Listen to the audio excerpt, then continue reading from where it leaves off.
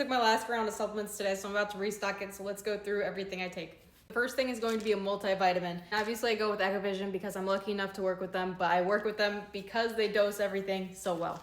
Secondly, vitamin D and K. So vitamin D comes from the sun. It is getting a little bit hotter in Houston now, so I'm in the sun a little bit more, but in most cold states, if you are inside most of the day, I highly recommend taking a vitamin D because it is a vitamin that you're only going to get from the sun. And vitamin K2 just helps with its absorption. We are witnessing history here. Sophie just jumped on to the hammock. That is her first time ever doing it alone. Wow. Okay, cool. Next one that I take is L-theanine, and keep in mind that this is a supplementation for me, so this just helps me to mitigate stress a little bit. So if you aren't a very stressful person, then maybe you don't have to take this, but that's something that I take. Next one's gonna be magnesium. Not just magnesium, but magnesium L-threonate, which is the quickest to pass the blood-brain barrier. In other words, it is very easily absorbed by the body. This is helpful for sleep, cognitive function, whole bunch of stuff, but especially sleep, so I would recommend taking it before you go to bed.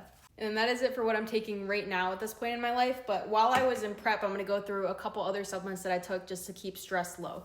Ashwagandha was one that I was constantly running, and Inosol caps. And they say that this is a mood enhancer, but really I just think it helps with managing stress, but also just all the feelings that went along with being in prep. And I took it this year and I did like it. Then the last supplement that I do recommend taking, if you aren't having salmon or some kind of fatty fish, maybe once or twice a week, would be an omega-3, which is just really good for your brain health, but also your skin, your hair, all kinds of stuff. So if you aren't getting a fatty acid in the form of fish or anything like that, I would suggest taking one of these. But that is my supplement stack.